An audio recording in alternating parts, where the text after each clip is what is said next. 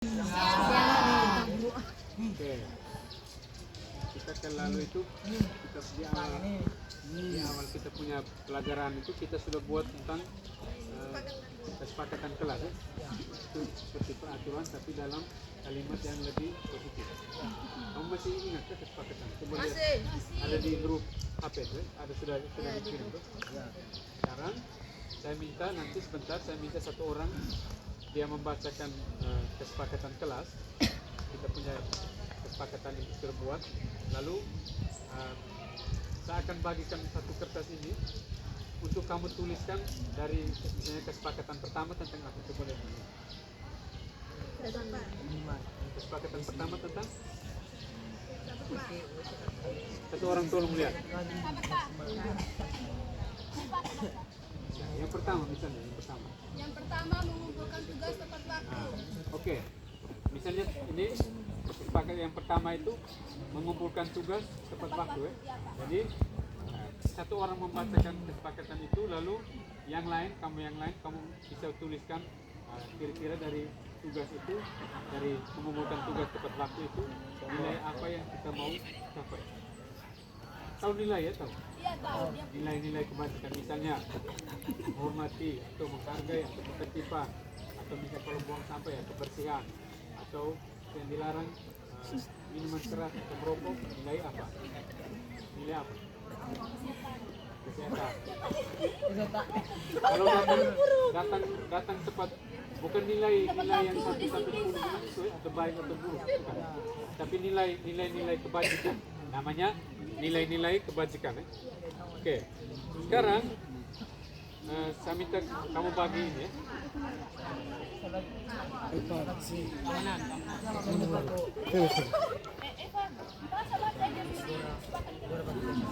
Nanti satu orang yang baca ya. Saya baca. Bagi kertas. Nanti sebentar kamu bisa tempelkan di sini. Yesus, mercy. Babi, kau kita, babi. Babi, Camelia, babi. Babi. Egi. Ada berapa kesepakatan? Egi. Babi, Camelia, babi. Kita harus di sini, kita anak-anak semua kita harus di sini. Terima kasih. Hale ada surut kami di sini juga. Yes. Semuanya dong.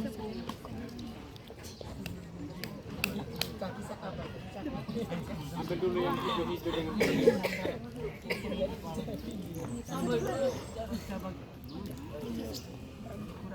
sudah. Ini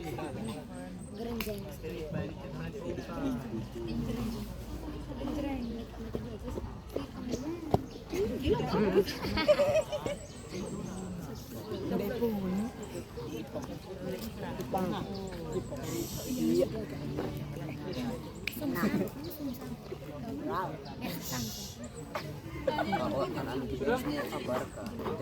semua sudah dapat ya?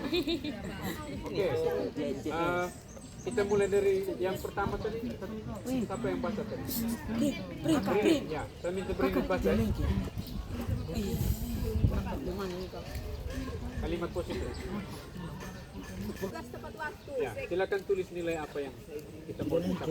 Benar. Silakan tulis nilai apa. Nah, di situ. Itu tempel situ. Nanti tempel pakai kertas, pakai lem. Ada dekat merah.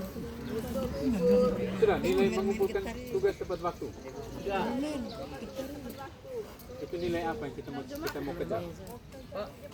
Tulisnya langsung tulis nilainya. Ya, tulis nilai apa? Misalnya nilai kedisiplinan atau apa? Kedisiplinan. Silakan tulis di situ ya. Coba ulang Brinit. 1. Mengumpulkan tugas tepat waktu.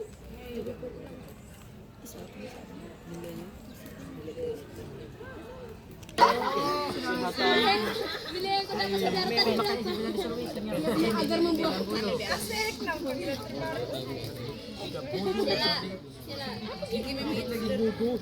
Sudah? Sudah?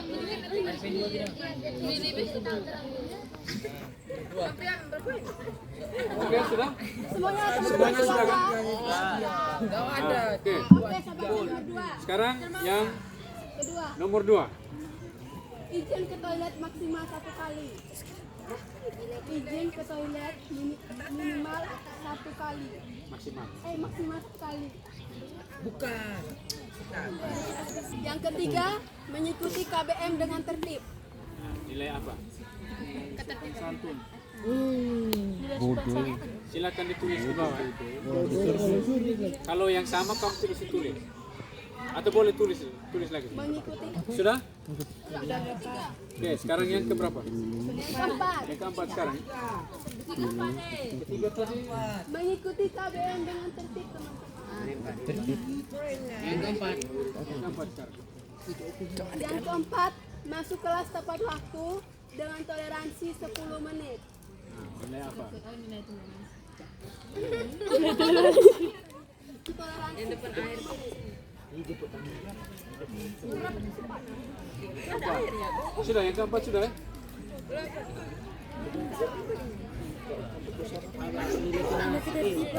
Yang kertas kurang nanti ambil di sini. Sudahkah? Sudah teman.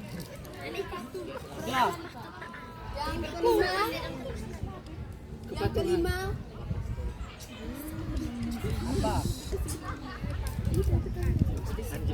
posting sudahkah? Oh iya, sudahkah? Yang kelima, tidak makan saat KBM berlangsung. Bagaimana? Tidak makan saat KBM berlangsung.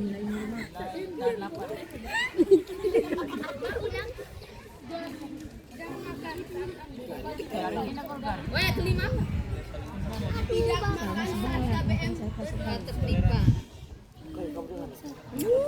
Conge kami salah. Maaf, conge.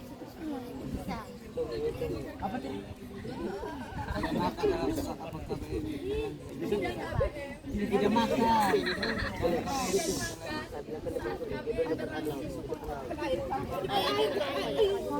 Sudah? Lanjut. Yang keenam, Sekarang yang keenam ya?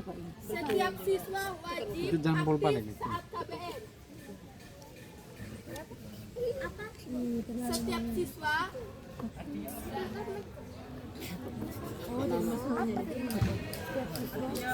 siswa wajib aktif saat KBM.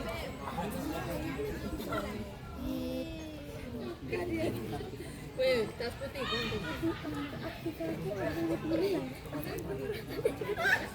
Sudah? Lanjut. Yang ketujuh, sabar, ini masukkan nama yang saya terlambat. Enam, setiap siswa wajib aktif saat KBM berlangsung. Jaga kebersihan kelas.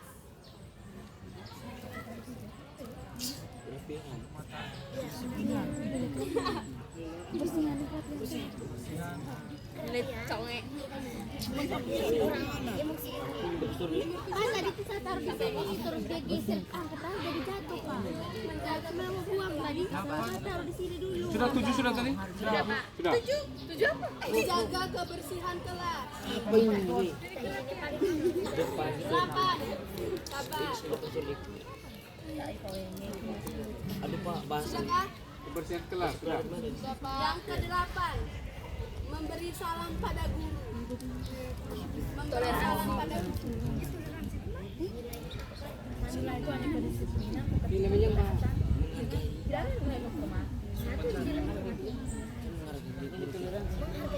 Kamu tulis saja yang ada di kamu punya pikiran, tulis. 9, HP digunakan saat diminta oleh guru mapel. Nilai apa? Bisa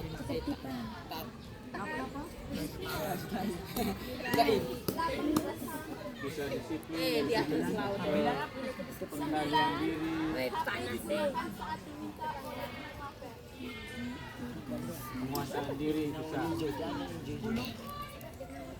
Sudah.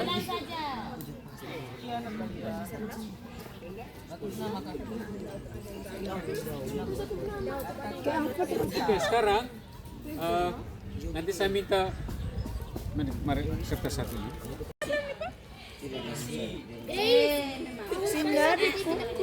Mana Grace? Itu Pak, ya. Grace, bersih Grace. Yang paling bagus. Mana Grace?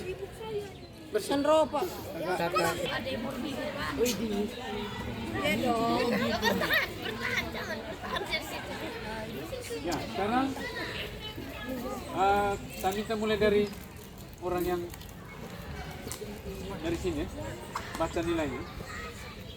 Nanti Grace yang tulis ya.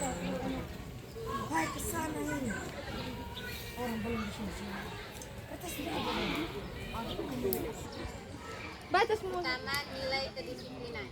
Oke, kedisiplinan. Sabar. Baca saja tapi dia tidak tulis di sini. Yang kedua, langsung tulis saja ketaatan. Terus nilainya terus ketaatan. Yang keempat, Nilai kedisiplinan. sudah tadi ya? Iya. Oke, yang kelima, Kebersihan, menghormati. yang kelima, Yang kelima, nilai kedisiplinan. nilai sudah tadi ya? Sudah Pak. Ketertiban, kebersihan yang keempat kebersihan. Kebersihan. Saya Pak. Pengendalian diri. Menghargai nih. Pengendalian diri. Nilai cinta. Bagus. Nilai pengendalian diri. TP lagi benar. Siapa yang sisi tempel tadi? Jauh semua. Nilai apa? Kehormatan. Gue dokumentasi. Sini, kamu jawab. Tanggung jawab sudah. Masih ada lagi? Ada lagi nilai yang baru? Sudah, sama semua ya? Sama. Ini, sama. Yang ya silakan tempel di situ. Nih.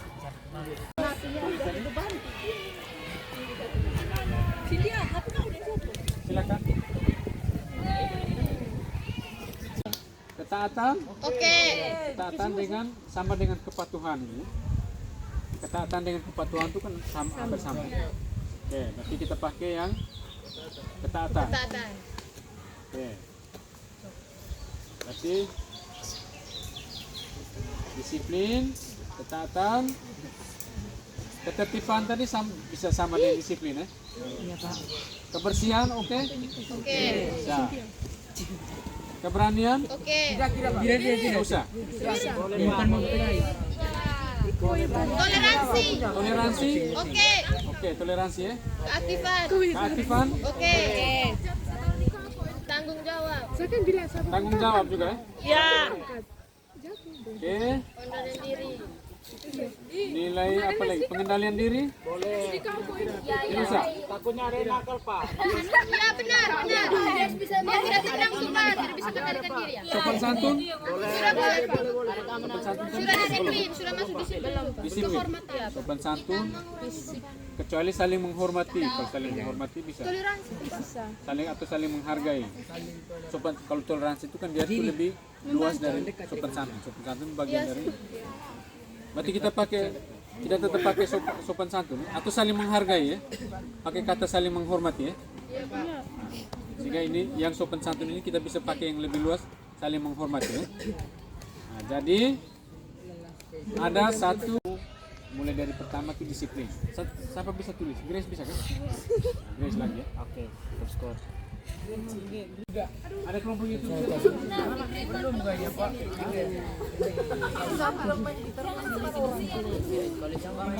Kalau ada kelompok yang tidak siap boleh Jatuh.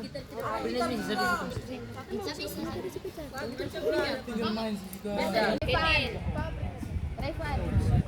sebelah. Wih, itu jatuh. Ya, mari kita beri perhatian ke Melan untuk dia baca kita punya keyakinan kelak.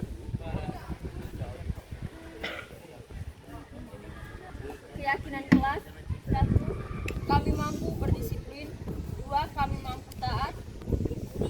Kami mampu menjaga kebersihan. 4. Kami mampu saling menghormati. 5. Kami mampu aktif dalam kelas. 6. Kami mampu bertanggung jawab. Dan 7. Kami mampu mengendalikan diri. Oke. Ini kita sudah jadi satu keyakinan kelas ya. Nah, kita yang ini keyakinan kelas ini ada 7 ya, ada 7. Jadi kamu bisa pakai di kelas untuk dalam kita punya kegiatan proses pembelajaran sehari-hari. Nah, kamu bisa bawa ini untuk dipakai di kelas ya. Bisa ya? Siapa ketua kelasnya? Ini Wakil? Aryo. Ari ya?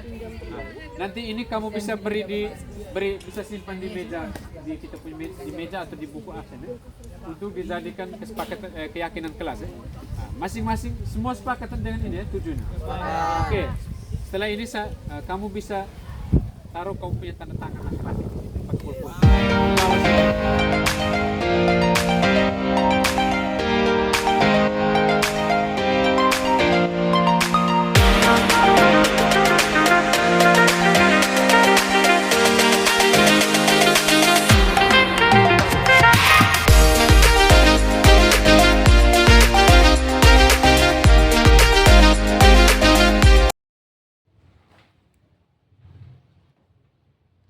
Baik, selamat siang teman-teman yang terkasih.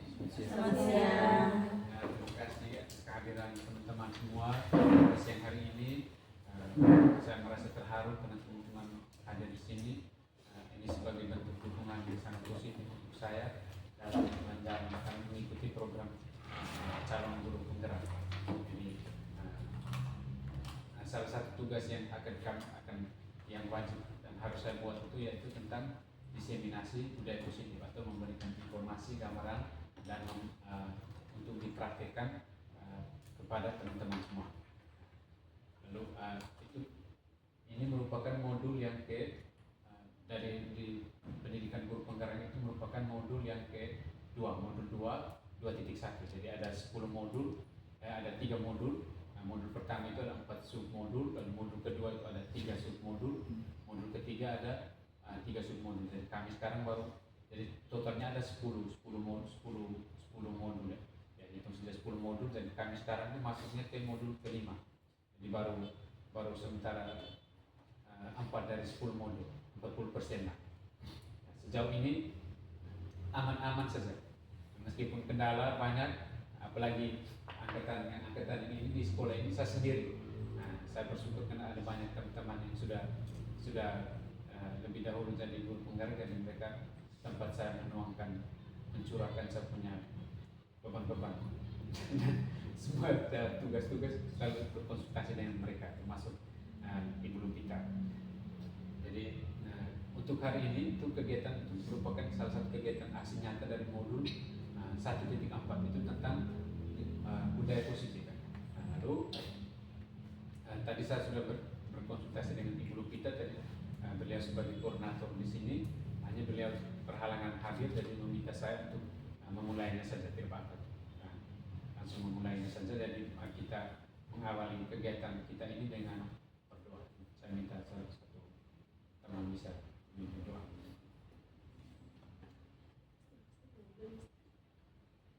Mari kita berdoa dalam nama Bapa dan Putra dan Roh Kudus. Amin. Tuhan Yesus Kristus, terima kasih atas segala penyertaan-Mu sehingga kami semua dapat berkumpul di tempat ini. Saat ini kami akan mendengarkan diseminasi tentang budaya positif dari Pak Hendra. Kami mohon terang Roh Kudus-Mu dan bimbingan-Mu, semoga kegiatan ini berjalan dengan lancar dan berdampak positif untuk kami semua yang hadir pada siang hari ini. Nama-Mu yang kudus kami puji kini dan sepanjang masa. Amin. Dalam nama Bapa dan Putra dan Roh Kudus. Amin. Baik, teman-teman semua, saya mohon izin untuk berdiri saja. Kalau sebentar sakit, usah dulu. Jadi ini modul tentang budaya positif. Jadi, hal pertama yang menurut saya kita perlu tahu itu dalam dunia pendidikan sekarang itu ada perubahan yang namanya perubahan paradigma belajar.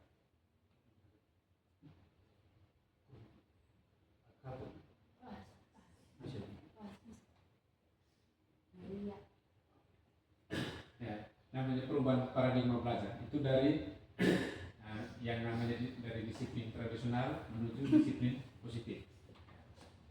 Kalau disiplin tradisional itu fokusnya pada hukuman, lalu ada aturan-aturan ketat dan pengawasan. Sementara yang kita mau hidupkan di sekolah itu tentang disiplin positif. Fokusnya pada pengembangan karakter, membangun hubungan yang positif, lalu memberikan pilihan kepada murid.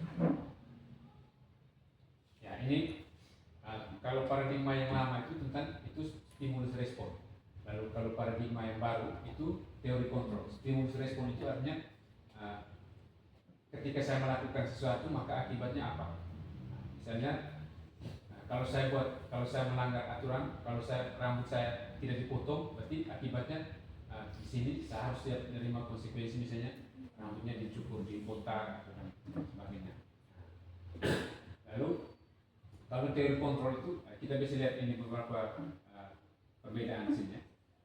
Yang pertama itu realitas atau kebutuhan kita sama. Itu untuk kalau stimulus respon. Kalau yang teori kontrol, kebutuhan kita berbeda-beda. Lalu semua orang melihat hal yang sama. Kalau di teori kontrol, semua orang memiliki gambaran yang berbeda. Dia punya dunianya sendiri, punya impian sendiri tentang mata pelajaran apa yang dia suka, itu masing-masing berbeda-beda. Lalu kalau di sebelah itu mengubah orang agar berpandangan sama dengan kita. Itu misalnya kalau saya sebagai guru, murid harus ikut saya. Kalau yang di sebelah ini, kita berusaha untuk memahami gambaran orang lain tentang dunia. Ini agak Lalu yang berikut itu sebelah itu perilaku buruk dilihat sebagai kesalahan. Kalau di sini yang di teori kontrol itu semua perilaku punya tujuan, ada tujuannya. Bisa jadi dia buat salah ini tujuannya untuk apa? Mungkin untuk menarik perhatian atau untuk menunjukkan bahwa dia bisa melakukan ini sesuatu. Lalu kalau yang di bawahnya itu selanjutnya orang lain bisa mengontrol saya. Kalau di sebelah itu hanya saya saja yang bisa kontrol saya punya diri. Sekalipun orang lain itu biar saya punya orang tua, saya punya teman dekat tidak bisa. Lalu saya bisa kontrol orang lain. Kalau di teori kontrol kita tidak bisa mengontrol orang lain.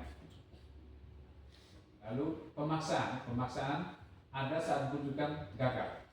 Kalau di teori kontrol itu tidak ada pemaksaan, yang ada itu hanya kolaborasi dan konsensus, kesepakatan. Terus yang terakhir itu model berpikirnya menang kalah. Sementara teori kontrol win-win solution, menang-menang. Jadi ada satu analogi itu yang bilang kalau kita kasih contoh mengepalkan tangan seperti ini, lalu kita minta satu orang untuk buka, yang ini kita punya pilihan, kita mau buka ini, berarti kita terpaksa untuk ikut dia punya kekuatan, atau kita sendiri yang menggenggam ini, kita punya kepala ini, dan hanya kita sendiri yang kita mau buka atau tidak. Kira-kira seperti itu gambaran dari teori kontrol. Bisa mengerti? Bisa. Oke, ya kalau ini sudah mulai agak sedikit religius ini. Disiplin positif, Pak. Itu ada beberapa komponen penting yang kalau kita omong tentang disiplin positif, berarti ada beberapa komponen penting yang masuk di dalamnya yang bisa mendukung untuk membangun disiplin positif di dalam lingkungan kita punya lingkungan sekolah itu. Nanti kita akan lihat sebentar, itu ada beberapa. Disiplin positif itu mengajarkan siswa untuk bertanggung jawab atas tindakan mereka dan membuat tujuan dari disiplin positif. Oke. Nah, lalu ini supaya kita bisa bedakan itu disiplin hukuman ini tentang disiplin positif. Ada hukuman, konsekuensi dan restitusi. Kalau hukuman itu dia modelnya seperti apa, konsekuensi modelnya seperti apa, lalu restitusi.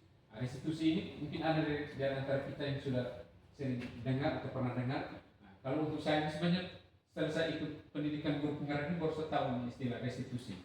Nah, jadi hukuman itu kalau salah satu perbedaan yang colok, hukuman itu dia bersifat langsung, spontan. Nah, misalnya kenapa ribut? Ketika kita di dalam kelas lalu ada anak yang ribut, kita suruh hukumannya kau berlutut di luar. Itu hukumannya. Kalau konsekuensi itu apa akibat dari ketika kau ini ribut di kelas, berarti konsekuensinya keluar. Misalnya kita sudah buat kesepakatan, oh kalau kamu ribut berarti keluar. Maka ketika dia ribut, anak itu nih yang sendiri dia langsung keluar. Lalu kalau restitusi itu dia berbeda dari dua hal saja. Dia lebih bersifat menawarkan, oh kau ini kenapa, alasannya apa. Lalu nanti sebentar itu ada di bagian belakang itu ada tentang restitusi, juga cara mempraktikkan restitusi. Jadi yang akan kita berusaha kita kembangkan itu tentang restitusi. Oke, ini komponen-komponen yang ada dalam budaya positif, disiplin positif. Itu yang pertama itu kita perlu tahu tentang motivasi perilaku manusia. Itu menurut Diana Gosen, itu seorang psikolog juga pakar pendidikan. Ada 3 motivasi perilaku manusia. Yang pertama itu menghindari ketidaknyamanan atau hukuman. Lalu yang kedua mendapatkan imbalan. Lalu yang ketiga itu menjadi orang yang menghargai nilai yang mereka percaya. Jadi yang dua yang hitam itu motivasi ekstrinsik, dia datang dari luar. Kalau yang 3 ini itu motivasi yang datang dari dalam diri. Jadi misalnya kalau kita bisa lihat ke dalam di kalangan murid kita atau termasuk juga di dalam kita punya diri sendiri. Misalnya saya ke sekolah, datang mengajar di sekolah ini, saya punya motivasi apa? Apakah saya mau menghindari supaya kepala sekolah jangan kasih peringatan atau kasih teguran, atau supaya saya dipuji, oh saya ini tertib sekali dapat penghargaan, atau mungkin karena memang saya rasa saya harus bertanggung jawab terhadap kepercayaan terhadap tugas yang diberikan kepada saya. Itu nanti kita bisa masing-masing bisa tanya. Di dalam kalian punya pendidikan guru penggerak ini juga pertanyaan yang seperti ini juga ada, dan kami selalu wajib untuk jawab kira-kira motivasi apa. Atau misalnya saya ikut pendidikan guru penggerak ini supaya tujuannya apa? Mungkin awalnya tujuannya hanya memenuhi kuota saja atau mendapat pengakuan teman yang beberapa, tapi harus tangkap.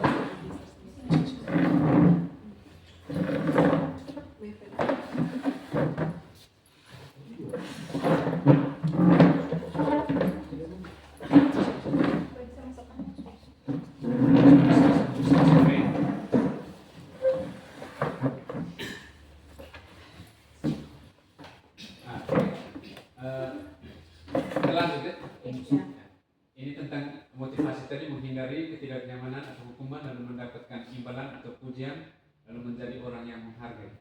Kita tinggal bisa lihat kira-kira anak kita punya anak ini sebagian besarnya mana yang lebih motivasi, mana yang lebih kuat di dalam mereka punya diri. Termasuk juga kita datang ke sekolah, datang mengajar di kelas, tepat waktu itu apa motivasi kita punya. Ini menurut saya sangat bagus untuk kalau kita refleksikan setiap hari. Memang saya dulu saja membuat ini, tapi sekarang saya pelan-pelan, berusaha pelan-pelan. Tidak setiap hari juga, tapi pelan-pelan. Oke, lanjut. Ya, komponen yang kedua itu tentang memahami kebutuhan dasar.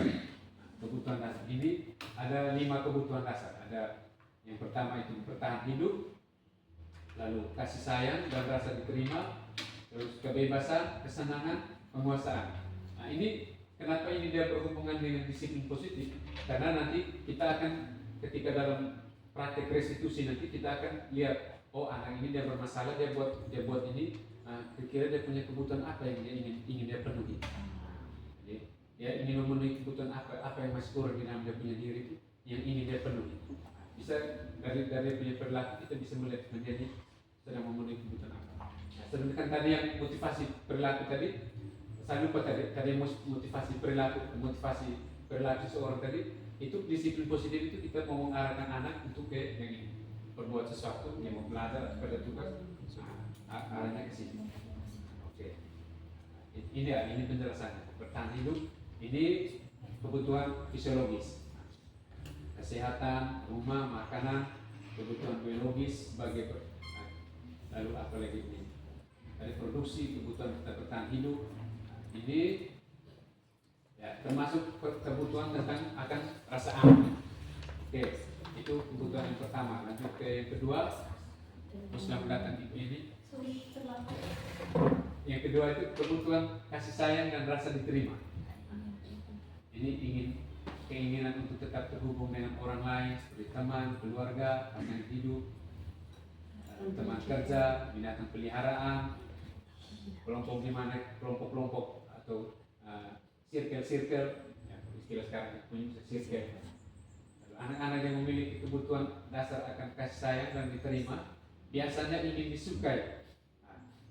Selalu terlihat atau kita, kalau istilah anak-anak punya mereka selalu berusaha untuk selalu tidak ada alasan pergi toilet, kita pergi toilet untuk tayang di depan kelas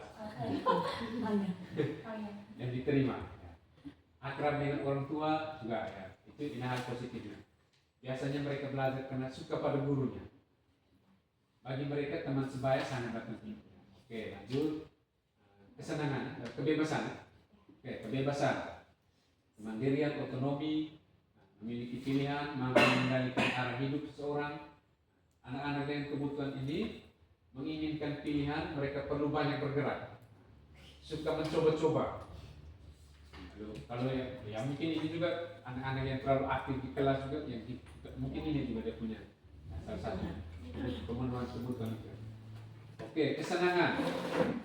Itu mencari kesenangan, bermain, tertawa, having fun. Ada mungkin healing juga di sana.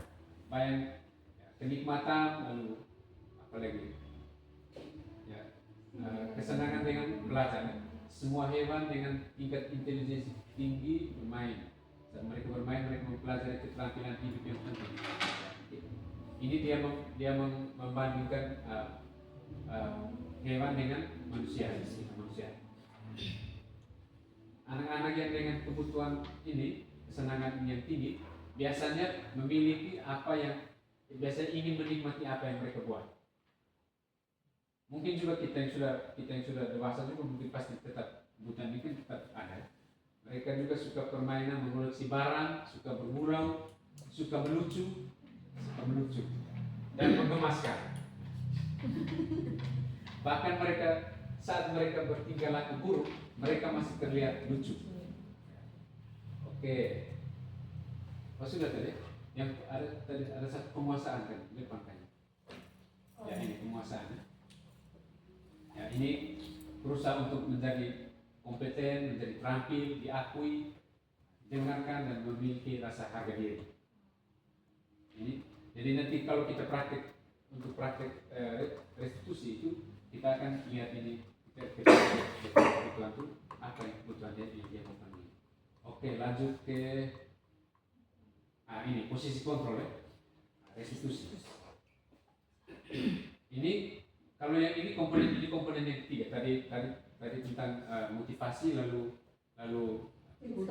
kebutuhan, yang ini posisi kontrol. Nah, ini dalam hubungan erat dengan kita sebagai pendidik. Ada 5 posisi kontrol yang terjadi selama ini ya. Pertama itu ada sebagai penghukum, pembuat rasa bersalah, teman, pemantau, dan manajer. Oke, ada satu mungkin kita bisa lebih ada satu kejadian. Ya, kita punya itu orientasinya ke manajer. Tapi bisa dengar suara ya? Oh iya, saya kasih masuk. Halo, Bapak Ibu Guru calon guru penggerak. Video ini akan menampilkan 5 adegan interaksi guru dan murid. Silakan menonton dan merefleksikannya.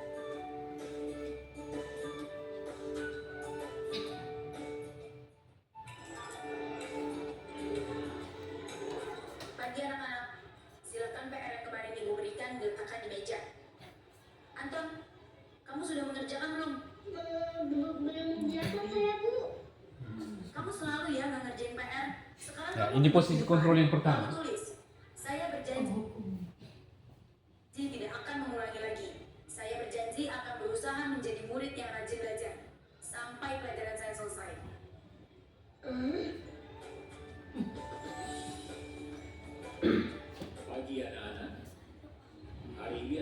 kebersihan.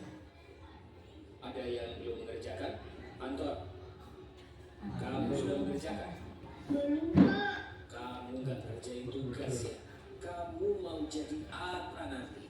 Kamu lihat sekolah nggak sih? Coba bayangkan orang tuamu betapa kecewanya sama kamu. Kamu itu sudah kelas 5. Harusnya bertanggung jawab sama dirimu sendiri. Maaf, Bu, saya terlambat. Ya udah, nanti jangan diulangi lagi ya. Kalau kamu rajin, ibu senang lihatnya. Ya, Ini posisi yang ke jadi ya maksudnya. Terus dulu dong. Kita kan teman. Wah, jadi kalau aku terlambat lagi, apa ya?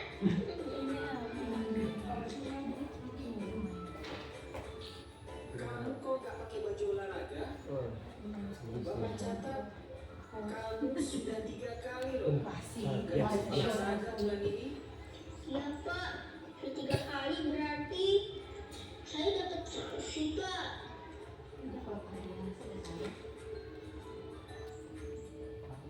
Ini, Bu, saya ngumpulin tugas.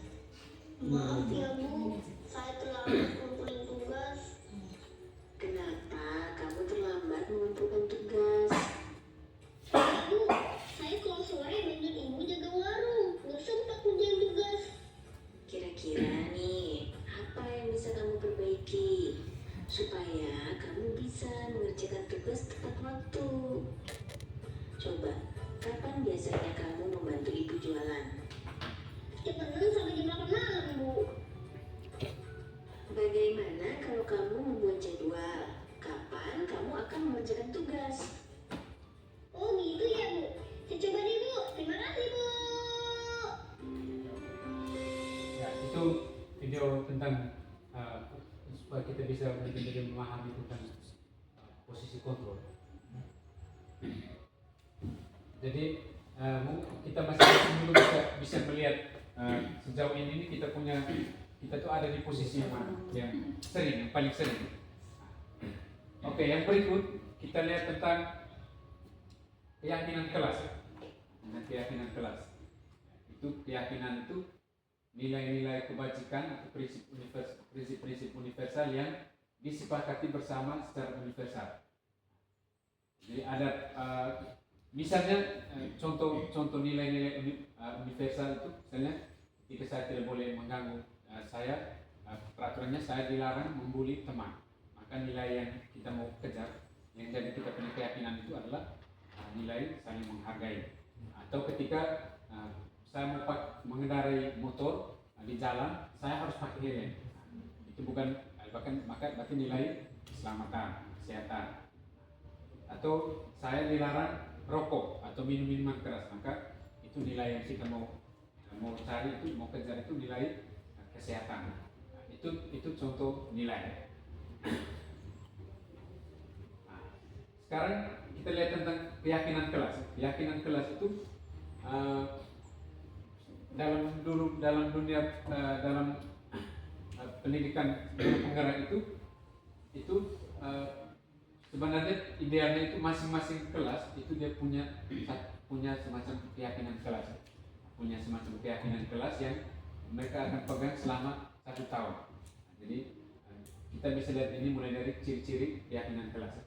Yang pertama itu bersifat abstrak. Kalau peraturan kan dilarang atau wajib mematikan handphone ketika mengikuti pelajaran, atau dilarang membawa handphone menggunakan handphone saat mengikuti pelajaran. Nah, nanti kita akan mengubah itu jadi satu keyakinan kelas. Jadi kalimat yang lebih positif, menggunakan handphone pada saat ketika guru mengizinkan. Sehingga lalu nanti yang jadi kita punya keyakinan adalah kami mampu belajar saling menghargai. Artinya kita menghargai orang yang sedang berbicara, atau kami mampu belajar mengendalikan diri. Artinya kita pegang HP hanya pada saat ketika guru mengizinkan. Ini ciri-cirinya, ada bersifat abstrak daripada peraturan yang lebih rinci. Peraturan biasanya lebih jelas dan langsung rinci. Dilarang RAM atau ROM harus di bawah lutut. Itu peraturan. Kalau keyakinan berarti dia akan kami mampu berpakaian dengan rapi. Bisa ya? Bisa. Keyakinan kelas itu berupa pernyataan-pernyataan universal ya, seperti tadi kami mampu berpakaian rapi, kami mampu mengendalikan diri. Lalu biasanya keyakinan kelas itu tidak banyak sekali, tidak banyak. 5, 6, ada yang hanya 3, ada yang 4. Lalu dia akan diterapkan di lingkungan kelas tersebut. Ya, seperti tadi saya katakan bahwa mungkin dia berlaku untuk 1 tahun pelajaran selama mereka ada dalam kelas itu. Lalu pembuatannya itu mereka melibatkan semua warga kelas melalui kegiatan curah pendapat. Satu misalnya anjuran, kami anjurkan jangan makan di kelas, nanti kita buat kalimat, nanti akan buat jadi kalimat positif. Apa misalnya, kalau jangan makan di kelas berarti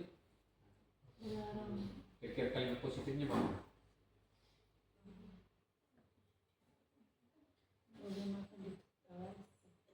Makan saat jam istirahat. Oke. Atau misalnya dilarang membuang sampah di kelas, berarti kalimat positifnya menjaga kebersihan. Lalu keyakinan ini bisa ditinjau dari waktu ke waktu. Artinya setiap tidak kaku, bisa diupdate setiap kali atau setiap bulan atau setiap 3 bulan boleh. Oke, lanjut. Ini langkah-langkahnya. Ini sebenarnya menurut saya ini penting untuk para wali-wali kelas. Itu kalau di dalam modul itu sebenarnya ada satu semacam diberi waktu selama beberapa hari untuk wali kelas bersama dengan anak-anak walinya untuk buat keyakinan kelas ini, sehingga mereka buat sendiri, mereka punya kesepakatan, keyakinan, lalu mereka hidupi selama sepanjang tahun itu. Ini langkah-langkah ini hal-hal praktis. Meminta siswa menulis keyakinan, lalu membahas keyakinan yang telah ditulis, memilah mana yang lebih utama, mana yang paling utama, kemudian lalu mengubah keyakinan menjadi kalimat positif, lalu menyepakati. Dan sebentar saya kasih tunjuk contoh keyakinan kelas yang sudah kami buat. Ini contoh keyakinan kelas. Kami meyakini bahwa sangat penting. Ini salah satu ada 3 contoh di situ. Yakini bahwa sangat penting untuk menghormati semua orang dan barang milik orang lain dan sebagainya. Kita bisa langsung lihat di sini ya. Oke, yang sebelah juga ada contoh di sebelah. Ini juga selalu bersikap positif, menjadi terbaik, percaya dan menghormati orang lain serta barang miliknya, berkomitmen terhadap setiap tugas, lalu senantiasa membantu. Lalu ada lagi ini juga. Sudah belum? Ya, oleh yang tadi yang satu, ini contoh keyakinan kelas yang kemarin kami buat di kelas. Lalu di bawahnya itu ditambahkan dengan tanda tangan para peserta, para anak wali, bisa punya anak wali.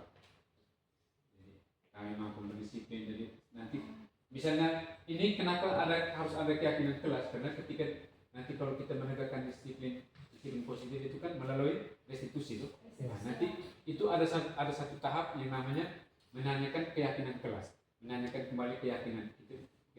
Setelah proses ada 3 tahap, dan tahap ketiga itu ini menanyakan kembali kita punya keyakinan kelas.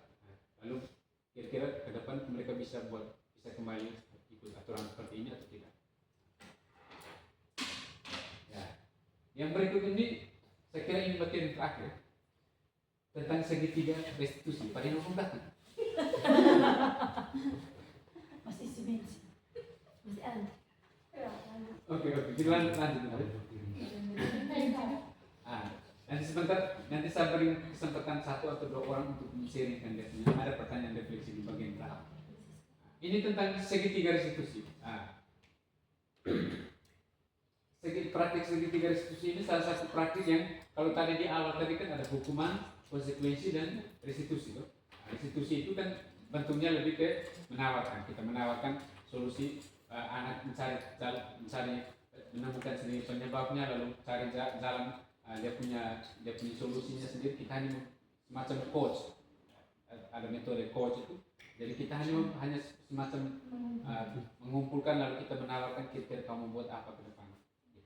Jadi ini salah satu praktik penerapan disiplin positif itu melalui segitiga restitusi.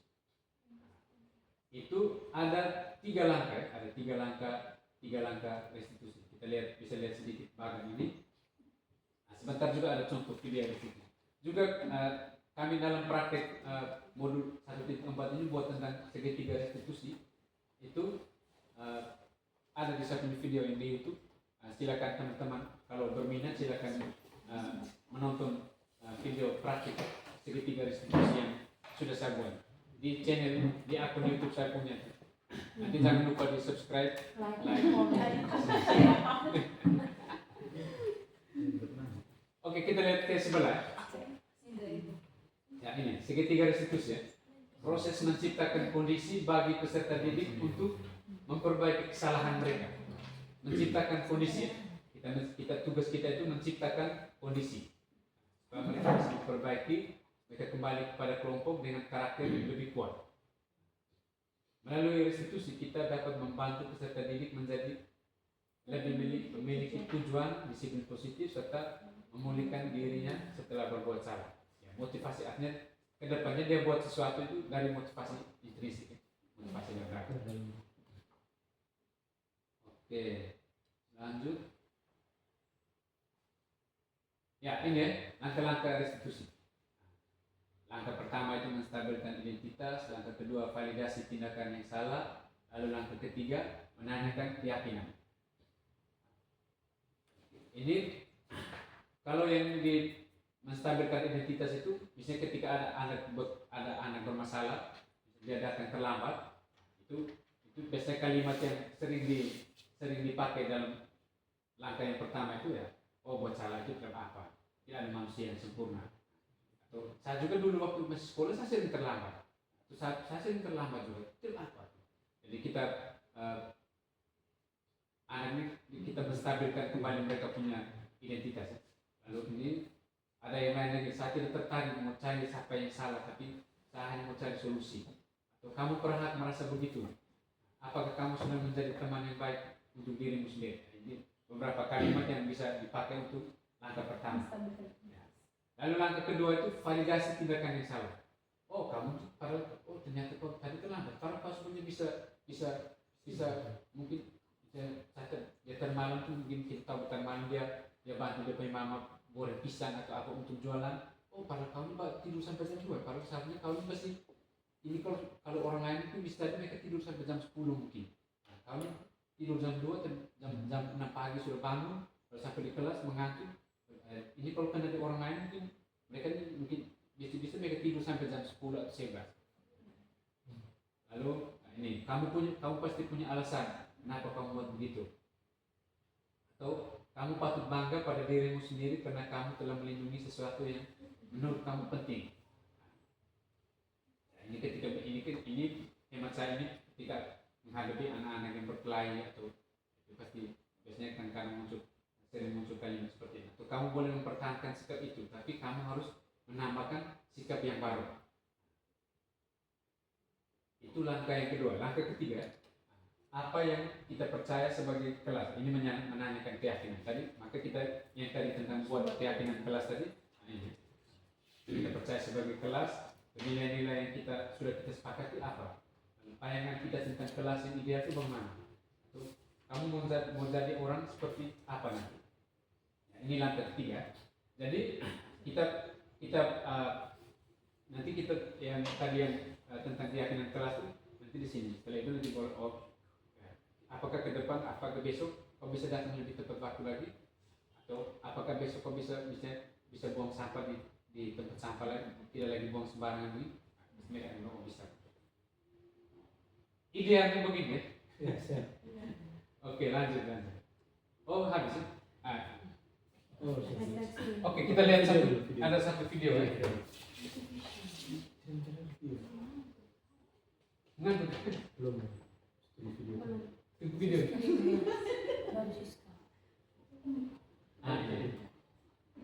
Oke, ini contoh praktik restitusi ya.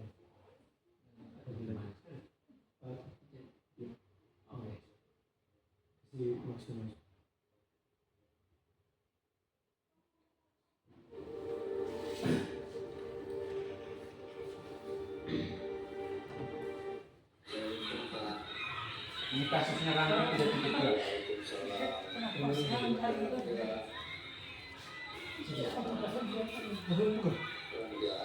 Ada kan? Ada.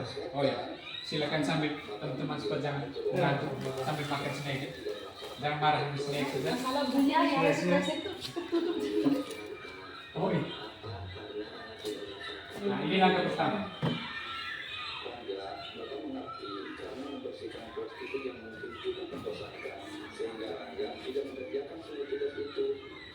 Semua siswa pasti merasakan bosan dan malas, dan pastinya bukan hanya Rangga saja yang bosan dan malas mengerjakan tugas pikir. Iya Pak, saya merasa bersalah dan cuma Ini masuk ke yang kedua. Rangga pasti punya alasan kenapa tidak pikir hari ini. Kalau saya jelaskan dulu pendirian pikir hari ini. Apakah solusinya supaya Rangga tidak lupa hari ini ikut kelas? Kenapa saya harus berbuat dari ikut kelas di rumah memberikan janji ibu yang milik kalian? Rangga, masih ingat tidak waktu awal pembelajaran kita membuat keyakinan kelas Ini bersama? langkah ketiga. Keyakinan kelas apa yang sudah kita sepakati? Ini Pak, keyakinan kelas bersama setiap murid harus melaksanakan ikut kelas. Bapak percaya Anda dapat mempraktekkan keyakinan kelas juga dengan baik.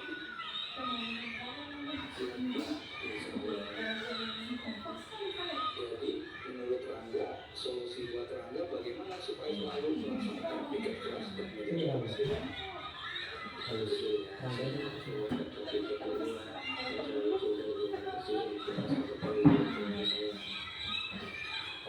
itu yang Ibu Pak, terima kasih atas kesempatannya Pak. Saya tidak akan menjawabkan Bapak lagi. Ya, itu video singkat tentang ini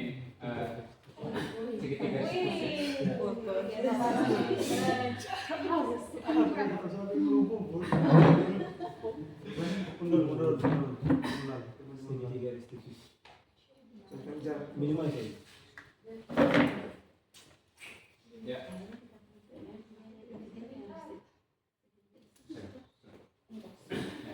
Ya, jadi tadi langkah-langkah membuat segitiga diskusi tadi ada 3 langkah tadi. Validasi tindakan yang salah, menstabilkan identitas, lalu ada menanyakan keyakinan.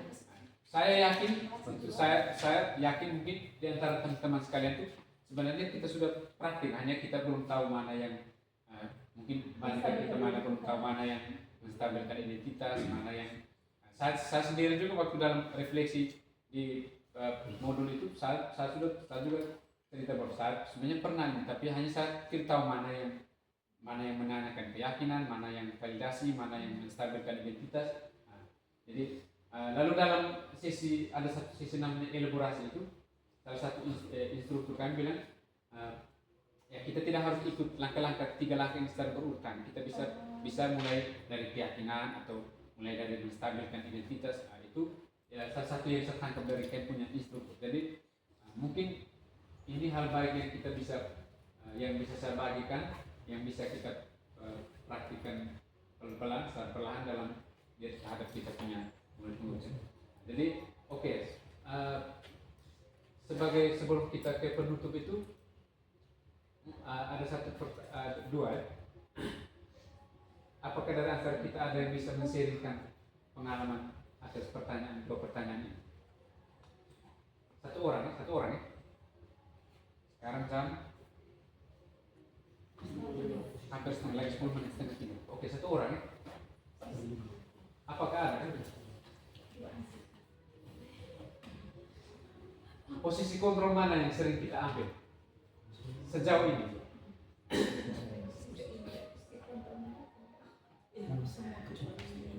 Menghukum atau membuat rasa bersalah, atau pemantau, atau teman, atau manajer? Mana yang paling sering? Kombinasi dengan apa? 5-5 ya? tergantung kondisi kelas. Kadang menjadi teman, kadang membuat rasa bersalah, kadang manajer, tergantung kondisi. Dan kasus. Ya, yang idealnya kan manajer, tapi bisa dalam satu dua kesempatan kalau sebagai manajer mereka belum itu, kita bisa kembali ke pemantau, menjadi pemantau. Misalnya, oh berarti kau aturan kesepakatan bagaimana? Berarti konsekuensinya bagaimana? Itu pemantau. Nah, tapi memang sekarang itu memang sudah sangat dianjurkan untuk sebisa mungkin menghindari dua posisi awal tadi. Membuat rasa bersalah. Kalau penghukum itu bisa jadi anak juga punya dendam, lalu mereka rasa mereka sebagai pribadi yang gagal. Juga pembuat rasa bersalah itu bisa jadi mereka frustrasi karena terlalu rasa bersalah terlalu tinggi, apalagi mulai dengan kau tidak ingat kau punya orang tua kan? Yang saya juga sering pakai begitu. Ya, itu salah satu posisi pembuat rasa bersalah. Jadi sebisa mungkin kita berusaha pelan-pelan untuk menghindari dua posisi kontrol itu. Kita lebih memilih ke yang manajer atau kembali ke sekali-sekali menjadi pemantau atau sebagai teman juga bisa. Saya kira pertanyaan yang kedua ini bagaimana? Pertanyaan kedua, mana kira-kira motivasi yang muncul dalam diri murid? Ingin diakui atau tetap menghindari hukuman atau kombinasi? Ada anak yang diakui keberadaannya.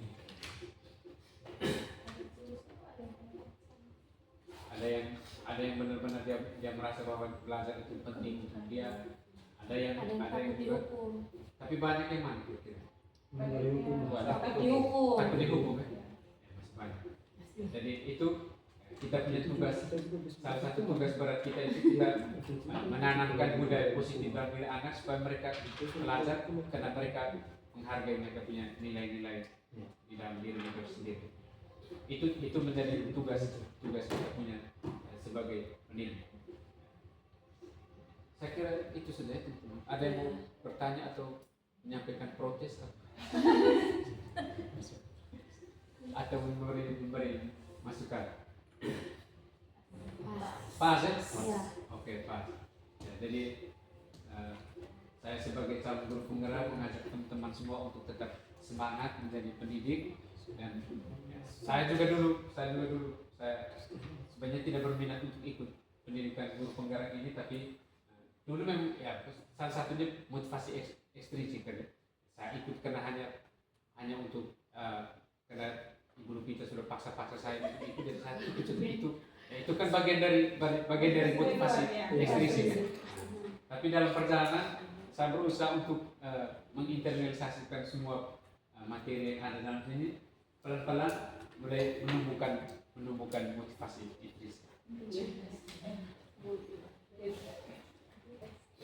Jadi sekian saja pemaparan singkat dari saya. Mohon maaf atas segala yang kalau yang dianggap masih kurang juga mohon maaf karena saya menyita waktu teman-teman dan saya hanya menghadiahi teman-teman ini. Siap.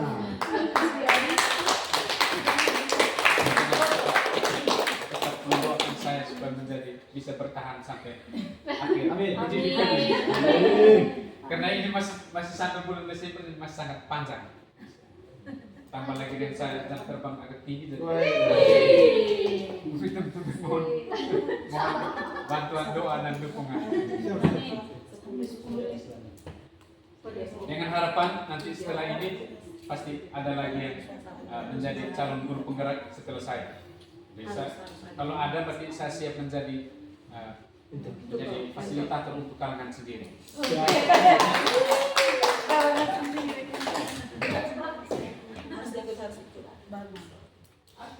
Saya kira itu saja. Mari kita tutup pertemuan kita ini dengan doa. Ada hujan? Udah mulai. Ya, hujan pekat.